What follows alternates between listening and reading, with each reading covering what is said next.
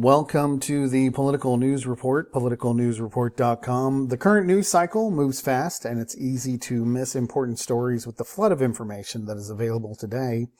Typically, these videos are geared toward picking a news story that's recently come through the curated news feed at politicalnewsreport.com that might be worth a closer look for you.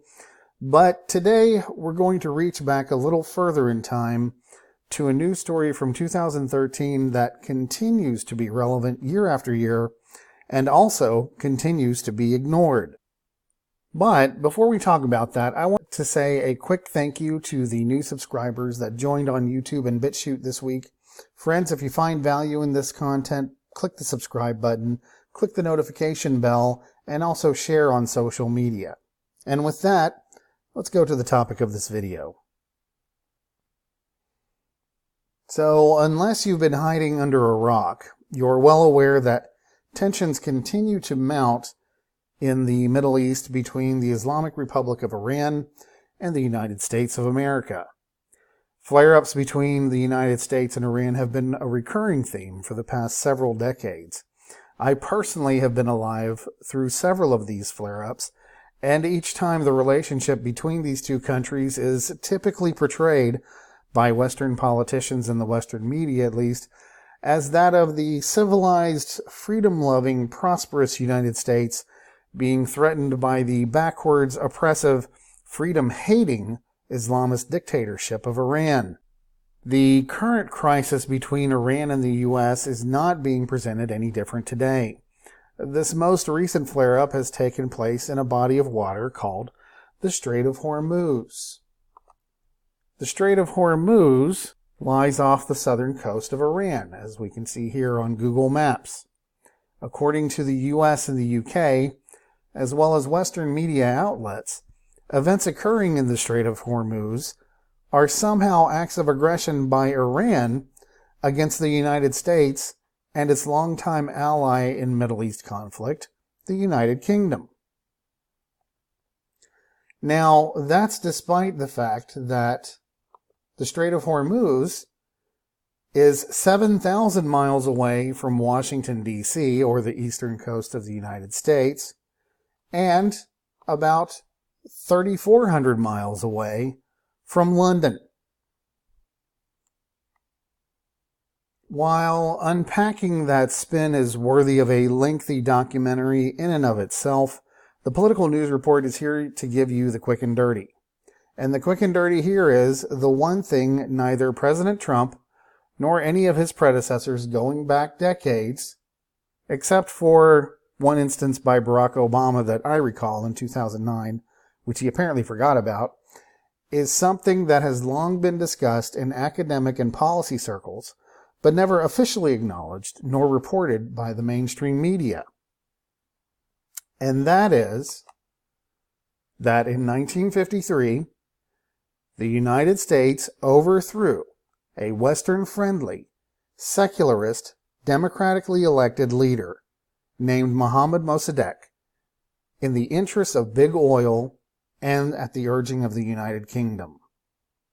Back on August 19, 2013, the National Security Archive released documents it obtained through long-fought FOIA requests that detail and confirm that the U.S. did in fact overthrow Mohammad Mossadegh in Iran.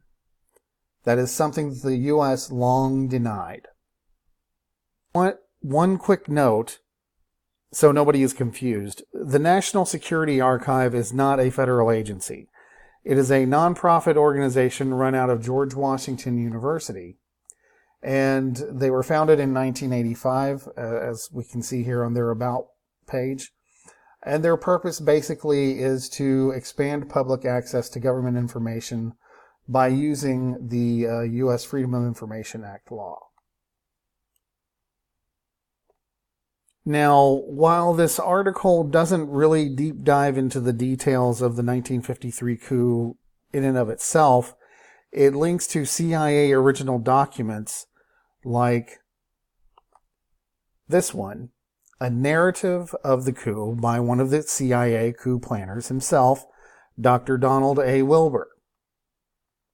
Also, another one, a CIA internal historical account dating from the 1970s titled The Battle for Iran. And also, this is one of several memos from Kermit Roosevelt, Chief of CIA Near East Operations at the time and the CIA's man on the ground running the coup out of the American Embassy in Tehran. There's also a small trove of other documents relating to the coup that were obtained through FOIA requests. Now, as I mentioned, this story is a little older, but this little discussed fact informs what is going on today. And really, this is only scratching the surface. If you look deeper into this story, you'll find that the British Empire once controlled Iran and was not only extracting Iran's oil and taking the profits home, but that the UK wasn't even paying the paltry share it promised to the Iranian people in the first place. You'll also find that the Truman administration originally resisted the urging by Winston Churchill and the UK government to do their dirty work and overthrow Mossadegh. But unfortunately, Truman's successor, Dwight Eisenhower, sacrificed his values as well as Iran's right to self-determination in the interest of fighting the Cold War. But most importantly, what you will find is that the U.S., through the CIA, spent a lot of money and committed a considerable amount of resources, paid for by the American taxpayer, to propagandize both the Iranian people and the American people into calling for the overthrow of Mossadegh, paying off newspaper publishers and politicians alike, and hiring thugs to march in the streets. In other words, to manipulate the public into supporting what is, at its root, a heinous crime. Look, I'm no fan of the Iranian government, but we've seen the United States pull this song and dance several times in the last 20 years alone.